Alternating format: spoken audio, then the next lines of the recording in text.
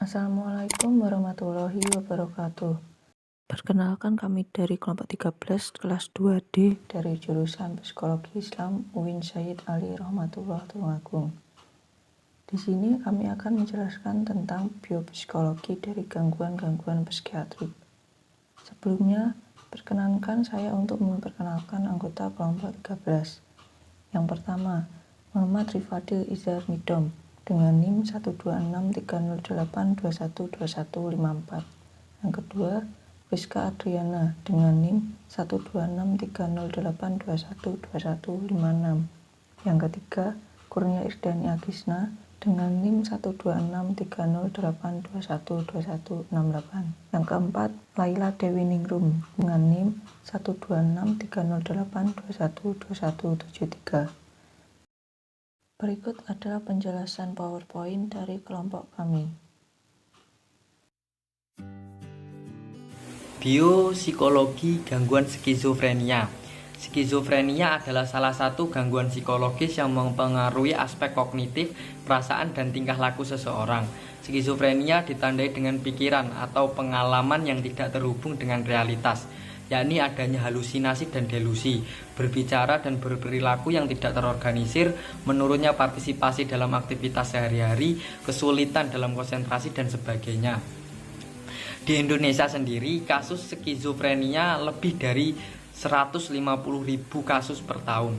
Penanganan yang tepat masih menjadi isu yang cukup sangat besar, khususnya di Indonesia.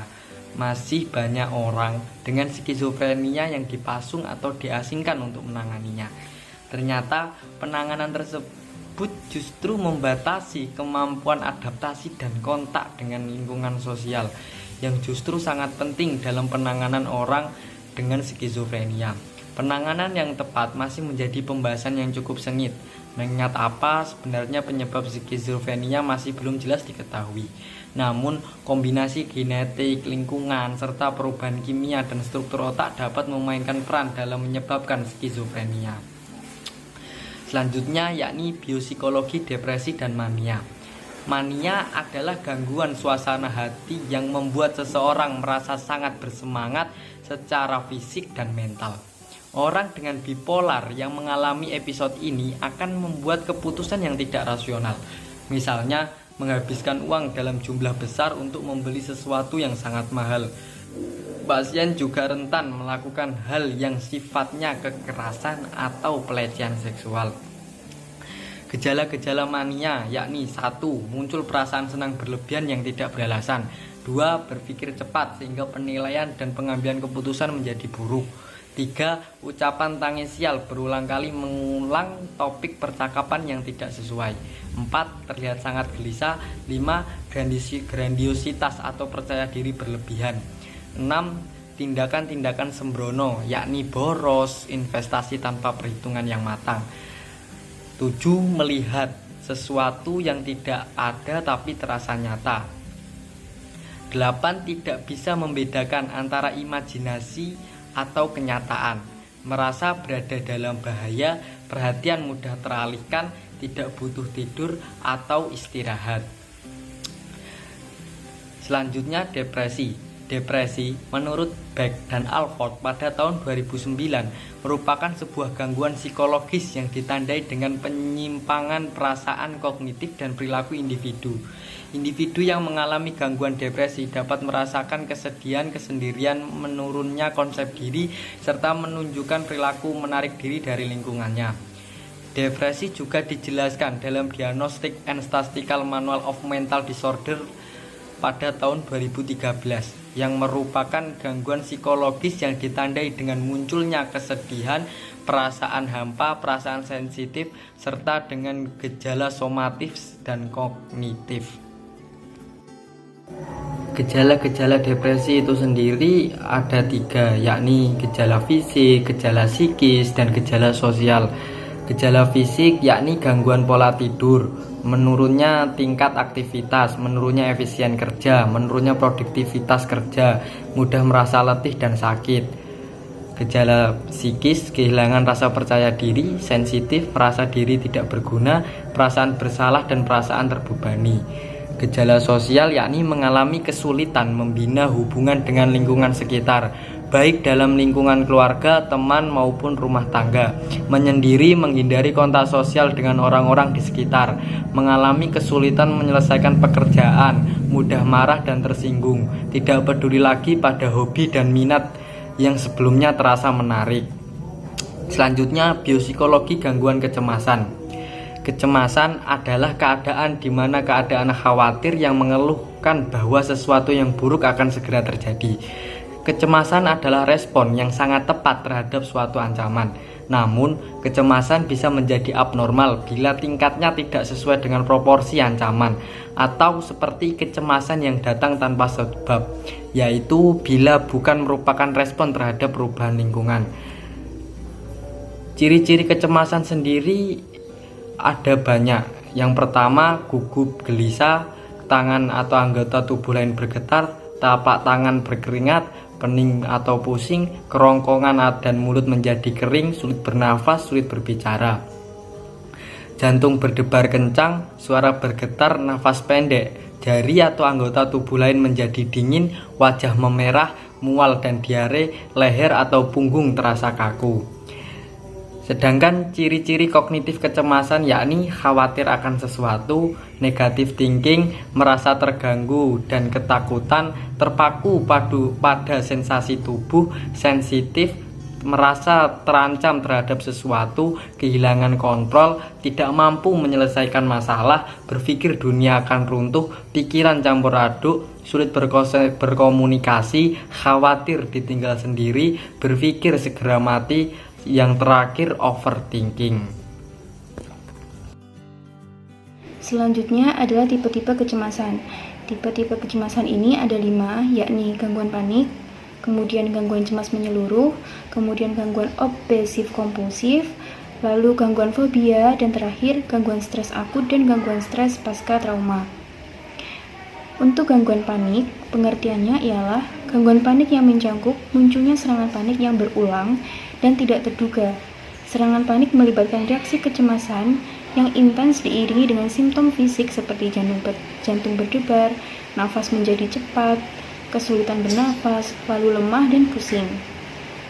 Diagnosis gangguan panik didasarkan pada kriteria berikut ini. Serangan panik tidak terduga sedikitnya 2 kali. Kemudian perubahan tingkah laku yang signifikan. Gangguan panik ini biasanya terjadi pada akhir remaja hingga usia 30-an. Lalu bagaimana sih menangani gangguan panik seperti itu? Nah, penanganannya ada 2 cara, yakni penanganan biologis dan psikologis. Penanganan biologis diberikan obat-obatan anti panik. Obat-obatan tersebut mencakup antidepresan seperti SSRI, SNRI, MAOIs, dan NASSAS. Lalu sisi negatif yang ditimbulkan pada obat-obatan tersebut adalah rasa gugup, berat badan bertambah, denyut jantung yang tidak teratur, dan tekanan darah meningkat. Menurut Taylor DKK dalam Davidson DKK 2004. Kemudian untuk penanganan psikologis dengan pemberian pemaparan pada terapi dapat berguna dalam gangguan panik, disertai agorafobia, yakni ketakutan atas tempat maupun situasi yang dapat menimbulkan kepanikan, malu, dan rasa tidak berdaya. Lanjut pada gangguan cemas menyeluruh.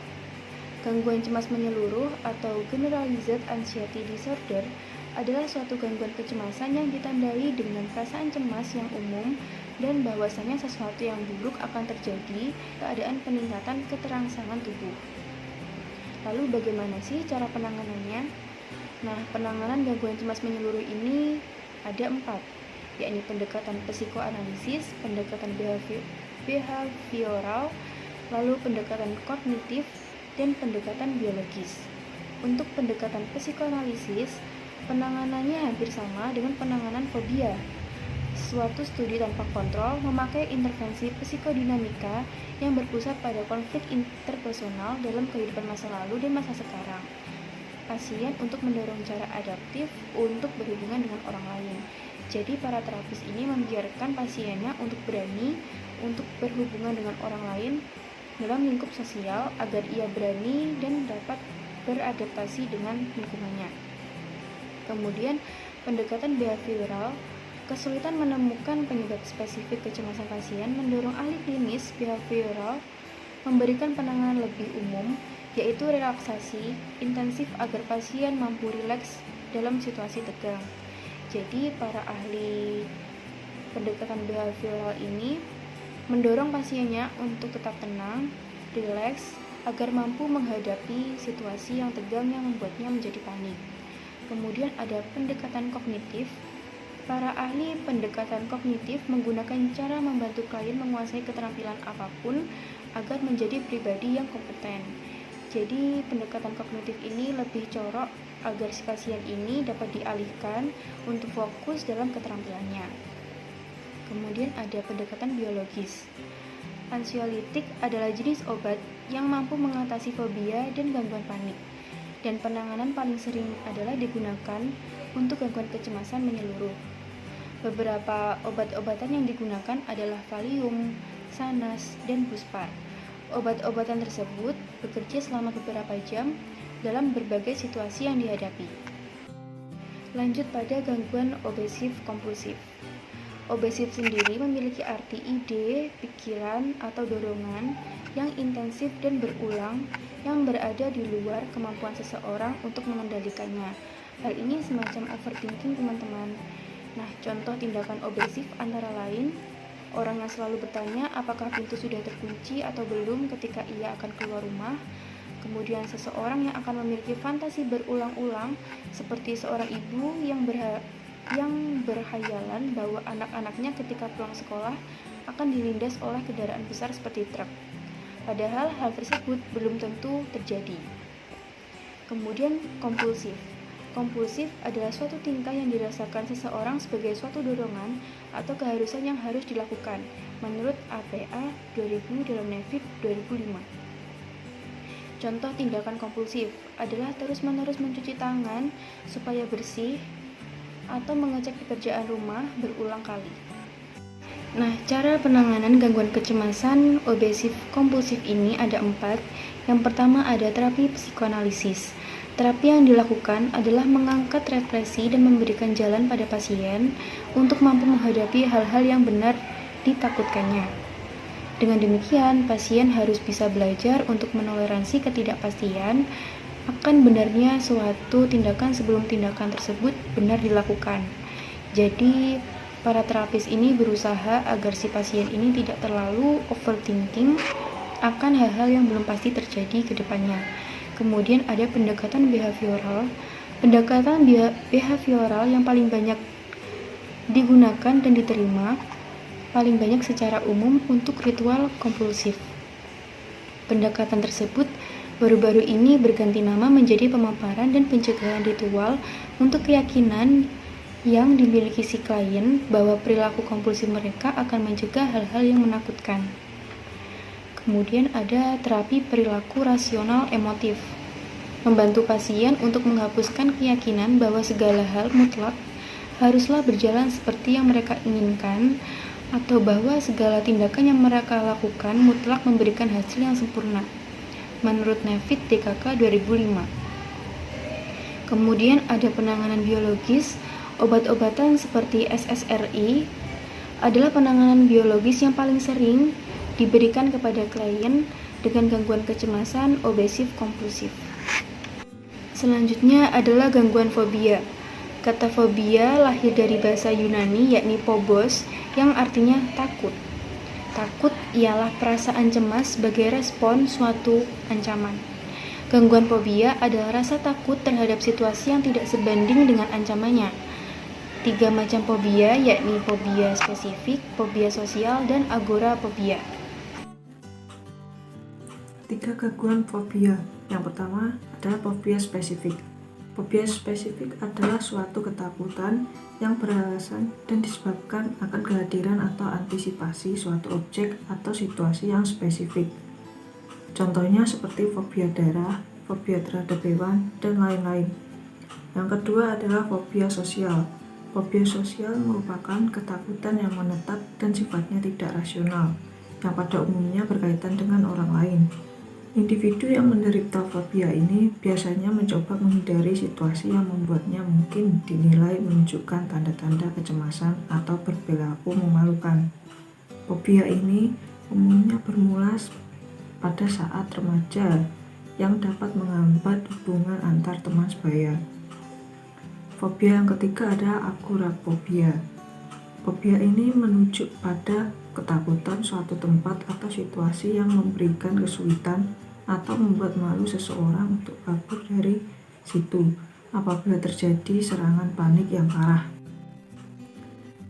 Gangguan obsesif kompulsif dapat diatasi dengan beberapa cara, yaitu ada 4. Yang pertama adalah pendekatan psikoanalisis. Para ahli psikoanalisis akan mendengarkan dengan penuh perhatian terhadap apa yang disebabkan atau yang disebutkan oleh pasien terkait dengan setiap rujukan mengenai fobia. Yang kedua adalah pendekatan kognitif. Metode kognitif kadangkala dikombinasikan dengan pelatihan keterampilan sosial yang lebih menjanjikan. Yang ketiga adalah pendekatan behavioral. Modeling merupakan teknik yang menggunakan pemaparan terhadap berbagai situasi yang ditakuti oleh klien. Dalam terapi ini, klien yang ketakutan melihat orang lain yang berinteraksi dengan objek melalui film atau secara langsung fobia tanpa rasa takut. Contohnya adalah memegang ular yang tidak berbisa. Pendekatan yang keempat adalah pendekatan biologis. Obat-obatan seperti antidepresan kian populer untuk menangani masalah anxiety, termasuk fobia. Obat-obatan yang mengurangi kecemasan disebut sebagai sedatif, tranquilizer, atau anxiolytic. Gangguan yang selanjutnya adalah gangguan stres akut dan gangguan stres pasca trauma. Gangguan stres akut adalah suatu reaksi yang diperkirakan dari seseorang yang mengalami suatu trauma yang sangat berat. Gangguan stres akut secara khas akan menghilang setelah 1 hingga 2 minggu. Namun, jika gangguan itu berlangsung lebih dari sebulan, maka didiagnosis akan berubah menjadi gangguan stres pasca trauma. Gangguan ini dapat diatasi dengan beberapa cara. Yang pertama, bisa dengan debriefing stress incident critical. Debriefing stress incident critical merupakan perilaku mengintervensi dalam masa ketika orang-orang berada dalam fase akut periode pasca trauma. Yang kedua, pendekatan kognitif dan behavioral. Prinsip dasar terapi perilaku berbasis pemaparan adalah cara terbaik guna untuk mengurangi atau menghapus rasa takut, yaitu dengan menghadapkan orang yang bersangkutan dengan sesuatu yang paling ia takuti. Yang ketiga, dengan pendekatan psikoanalisis, yakni dengan mendorong pasien untuk membahas trauma dan memaparkan mengenai dirinya yang memicu suatu gangguan. Yang keempat adalah pendekatan biologis. Dalam pendekatan ini, obat-obatan yang sering digunakan adalah antidepresan dan tranquilizer. Namun, penanganan yang paling banyak adalah menggunakan obat-obatan anxiolytic yang diberikan oleh praktisi medis. Materi yang selanjutnya adalah biopsikologi ketergantungan atau kecanduan obat terlarang. Yang pertama, pengertian narkoba. Menurut pasal 1 angka 1 UU Narkoba tahun 2009, narkoba merupakan zat atau obat yang berasal dari tanaman atau bukan tanaman, baik sintetis maupun semi-sintetis, yang dapat menyebabkan penurunan atau perubahan kesadaran, hilangnya rasa, mengurangi hingga sampai menghilangkan rasa nyeri, serta dapat menimbulkan ketergantungan yang dibedakan ke dalam golongan-golongan sebagaimana terlampir dalam undang-undang ini. Yang selanjutnya adalah klasifikasi narkoba. Narkoba golongan pertama yaitu narkoba yang hanya dapat digunakan untuk tujuan pengembangan ilmu pengetahuan dan tidak digunakan dalam terapi, serta mempunyai potensi yang sangat tinggi mengakibatkan ketergantungan. Contohnya adalah heroin, kokain, kokain, opium, ganja, ginseng, kasinon, ekstasi, dan lebih dari 65 macam jenis lainnya. Narkoba golongan kedua yaitu narkoba yang berkhasiat untuk pengobatan dan digunakan sebagai pilihan terakhir dan dapat digunakan dalam terapi atau untuk tujuan pengembangan ilmu pengetahuan serta mempunyai potensi tinggi mengakibatkan ketergantungan. Contohnya adalah morfin, petidin, fentanil, metadon, dan lain-lain. Lalu narkoba golongan yang ketiga, yaitu narkoba yang memiliki daya adiktif ringan, namun bermanfaat dan berkhasiat untuk pengobatan serta penelitian. Golongan 3 ini banyak digunakan dalam terapi atau untuk tujuan pengembangan ilmu pengetahuan serta mempunyai potensi ringan mengakibatkan ketergantungan. Contohnya yaitu kodein, buprenorfin, etilmorfina, kodeina, nikokodina, polkodina, propiram, dan 13 jenis lainnya. Lalu gambaran klinis atau ciri dari pecandu narkoba. Yang pertama, penggunaannya berat atau sering. Lalu, penggunaan narkoba telah menyebabkan kerusakan fisik seperti cedera saat tidak sadar. Lalu, bahaya psikologis seperti gejala psikiatri akibat penggunaan narkoba. Lalu, menyebabkan konsekuensi sosial yang berbahaya seperti kehilangan pekerjaan, masa keluarga yang parah, dan lain-lain. Lalu, kesulitan dalam mengendalikan penggunaan narkoba, keinginan kuat untuk menggunakan narkoba, serta toleransi yang dapat menggunakan sejumlah besar obat tanpa terlihat mabuk. Lalu yang terakhir adalah penarikan diri, ini kecemasan, tremor, atau gejala penarikan lainnya. Yang selanjutnya adalah bahaya dan tampak ketergantungan obat-obat terlarang, yaitu sasaran empuk dari penyebaran obat-obat terlarang ini adalah para remaja penerus bangsa. Penyalahgunaan narkotika dapat menimbulkan ketergantungan zat narkotika. Jika dihentikan penggunaannya akan mengalami sakau, yaitu putus obat. Jika terjadi ketergantungan narkotika, maka bidang yang bertanggung jawab adalah psikiatri, karena akan timbul gangguan mental dan perilaku yang mengganggu sinyal penghantar saraf yang disebut neurotransmitter di dalam susunan saraf otak. Gangguan tersebut dapat mengganggu 1. Fungsi kognitif, yaitu daya pikir dan memori. Yang kedua adalah fungsi efektif, yaitu mood dan perasaan. 3. Psikomotrik, yaitu perilaku gerak. Yang keempat, komplikasi medik terhadap fisik, yaitu gangguan paru-paru, liver, ginjal, dan lain-lain. Dampak penyalahgunaan narkotika pada tiap individu sangat tergantung dengan jenis apa obat yang ia konsumsi. Secara umum, dampak ketergantungan atau kecanduan obat terlarang dibagi menjadi 2, yaitu yang pertama, dampak fisik, gangguan sistem saraf atau neurologis, contohnya seperti halusinasi, kejang-kejang, kerusakan syaraf tepi, gangguan pada jantung, dan pembuluh darah atau yang disebutkan dengan kardiovaskuler seperti infeksi akut, obat jantung, gangguan peredaran darah, gangguan pada kulit yaitu dermatologis seperti alergi, penahan atau abses, gangguan paru-paru yang dimaksud dengan pulmoner seperti kesulitan bernafas, gangguan alat reproduksi seperti penurunan hormon reproduksi yaitu yang disebut dengan estrogen, progesteron, dan testosteron. Yang paling bahaya adalah dapat menyebabkan kematian. Yang kedua adalah dampak psikologi. Dampak psikologi yang timbul adalah rasa tegang dan gelisah, ceroboh kerja, lamban, kesulitan berkonsentrasi, sensitif, kecenderungan menyakiti diri sendiri, bahkan bunuh diri. Selanjutnya, biopsikologi ketergantungan atau kecanduan obat terlarang, yaitu yang pertama primer. Sebelum penyalahgunaan terjadi, biasanya akan disebar berbagai informasi mengenai bahaya dari narkotika melalui lembaga pendidikan, keluarga, dan instansi. Yang kedua, sekunder. Pada saat penyalahgunaan terjadi, diperlukan upaya penyembuhan meliputi fase initialintake, yaitu dalam masa 1-3 hari Selanjutnya, fase detoksifikasi dan terapi komplikasi medik antara 1 sampai 3 minggu. Yang ketiga adalah terapi medik, yaitu diberi obat antipsikotik dan obat anti nyeri. Terapi somatik bila ditemukan komplikasi pada organ paru, liver, dan lain-lain. Yang keempat adalah terapi psikiatri, yaitu konsultasi psikiatri atau psikologi kepada keluarga atau orang terdekatnya.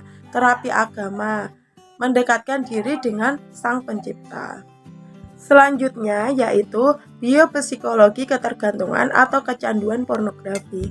Pornografi merupakan salah satu isu hangat yang diperbincangkan para masyarakat sejak munculnya wacana undang-undang anti pornografi dan pornoaksi pada awal tahun 2006 lalu. Undang-undang anti pornografi telah mendefinisikan pornografi sebagai gambar, sketsa, ilustri, foto, tulisan, suara, bunyi, gambar bergerak, animasi, kartun, percakapan, gerak tubuh, atau bentuk pesan lainnya melalui berbagai bentuk media komunikasi dan atau pertunjukan di muka umum yang membuat kecabulan atau eksploitasi seksual yang melanggar norma kesusilaan dalam masyarakat. Biopsikologi ketergantungan atau kecanduan pornografi. Hadirnya pornografi secara luas tidak terlepas dari kehadiran internet. Sebagai saran dalam memperluas pornografi, sejak ditemukannya internet telah terjadi perubahan besar dalam komunikasi massa. Internet bagi pengguna atau masyarakat merupakan sebuah media baru yang menawarkan keberagaman dan kebebasan akan akses informasi bagi pengguna tanpa harus terikat pembatasan dan sensor. Seorang dikatakan kecanduan pornografi ketika video porno sudah berdampak pada kehidupan sehari-harinya, seperti rusaknya hubungan atau bahkan hilangnya pekerjaan. Kondisi ini termasuk dalam gangguan psikologis dan perlu diatasi untuk memperbaiki kualitas hidup penderitanya. Kecanduan biasanya akan membuat penderitanya menghabiskan banyak waktu untuk menonton video porno, alih-alih mengerjakan sesuatu yang lebih berguna, seperti menyelesaikan pekerjaan atau bahkan berinteraksi kepada orang lain. Jadi penyebab ketergantungan kecanduan pornografi yaitu ketidakseimbangan zat kimia alami di otak. Beberapa senyawa kimia tertentu di otak seperti serotonin, dopamin, dan norepinefrin bertugas untuk mengatur suasana hati seorang. Jika kadar senyawa kimia tersebut terlalu tinggi, ia timbul perilaku agresif dari seorang yang kemudian memicu kecanduan pornografi. Selanjutnya, kondisi yang mempengaruhi otak. Beberapa kondisi yang mengubah kerja otak, misalnya epilepsi atau demensia, dapat menyebabkan kerusakan pada bagian otak yang dapat mempengaruhi perilaku seksual seseorang. Selanjutnya, perubahan kerja otak. Seringnya seseorang terpapar dalam penyebab senyawa kimia otak yang menimbulkan kepuasan bekerja tanpa henti. Lama-kelamaan hal ini dapat mengubah kerja otak. Pada kasus kecanduan pornografi, semakin sering seseorang menonton video porno, semakin sering pula stimulasi seksual yang dibutuhkan otak untuk terangsang. Akibatnya, otak akan meminta video porno untuk mendapatkan lebih banyak stimulasi seksual. Selain itu, resiko terjadinya kecanduan pornografi juga lebih tinggi pada orang yang memiliki gangguan kesehatan mental, misalnya depresi, konflik keluarga, atau pengalaman dilecehkan secara seksual. Tahap-tahap ketergantungan atau kecanduan pornografi. Tahap addiction, yaitu kecanduan. Sekali seorang menyukai materi cabul yang bersifat pornografi, maka ia akan mengulanginya dan terus-menerus mencari materi tersebut hingga terpuaskan. Kalau yang bersangkutan tidak mengkonsumsi pornografi, maka ia akan mengalami kegelisahan. Yang kedua adalah tahap escalation, yaitu eskalasi. Setelah kecanduan dan sekian lama mengonsumsi media porno, selanjutnya ia akan mengalami efek eskalasi, yaitu akibatnya kebutuhan seseorang mengenai materi seksual yang dikonsumsi akan meningkatkan dan lebih eksplisit atau lebih liar serta menyimpang dari yang sebelumnya sudah biasa ia konsumsi. Yang ketiga adalah tahap desensitization, yaitu desensitisasi. Pada tahap ini materi yang tabu, immoral, mengejutkan pelan-pelan akan menjadi sesuatu yang biasa. Pengkonsumsi pornografi bahkan menjadi cenderung tidak sensitif terhadap kekerasan seksual. Yang keempat adalah tahap X-out, yaitu pada tahap ini seorang pecandu pornografi akan meniru atau menerapkan perilaku seksual yang selama ini ditontonnya di media. Selanjutnya, gejala-gejala ketergantungan atau kecanduan pornografi. Pikiran selalu menjurus ke arah pornografi, walau sedang tidak menonton video pornografi. Tak tahan untuk menonton video porno dimanapun berada. Terus menonton video porno walaupun mengetahui bahaya yang mungkin timbul. Merasa tidak puas saat berhubungan seks dengan pasangannya jika tidak sambil menonton video porno. Merasa kesal ketika diminta untuk mengurangi atau berhenti menonton video porno. Sudah mencoba berhenti menonton video porno tetapi tak kunjung berhasil. Menggunakan pornografi sebagai cara untuk mengatasi stres, kesepian, atau kesedihan. Skala kecanduan meningkat, misalnya muncul keinginan untuk mempraktikkan secara langsung apa yang ditontonnya. Selanjutnya yaitu cara mengatasi ketergantungan atau kecanduan pornografi. Junet Brito, PhD, LCSW, CST, seorang seks terapis profesional menjabarkan tentang bagaimana perawatan terhadap mereka yang mengalami perilaku seksual kompulsif atau yang sering disebut dengan kecanduan seks ini, yaitu yang pertama Cognitive Behavioral Therapy, yaitu CBT. Pengobatan termasuk terapi merupakan yang disarankan untuk mengatasi kecanduan seksual. Jenis terapi psikologi CBT ini membantu mereka yang mengalami perilaku seksual kompulsif akan mendapatkan terapi dengan teknik serta peralatan yang membantu individu mengubah perilaku mereka. Yang kedua adalah dukungan keluarga dan orang sekitar. Hal ini sangat penting bagi yang mengalami perilaku seksual kompulsif untuk mengatasi kecanduan seks. Perilaku ini mungkin akan sulit dipahami dan ditoleransi oleh orang lain. Namun, dukungan yang kuat akan membantu mengurangi perilaku seksual yang tidak diinginkan dan apabila pula mendukung terciptanya hubungan seksual yang sehat. Itu tadi merupakan penjelasan materi biopsikologi dari gangguan-gangguan psikiatrik yang telah disampaikan oleh kelompok 8. Kami dari kelompok 8 mengucapkan mohon maaf yang sebesar-besarnya apabila ada salah dalam bertutur kata. Semoga ilmu yang kami sampaikan dapat bermanfaat untuk kita semua. Wabillahi wa taufiq wal hidayah. Wassalamualaikum warahmatullahi wabarakatuh.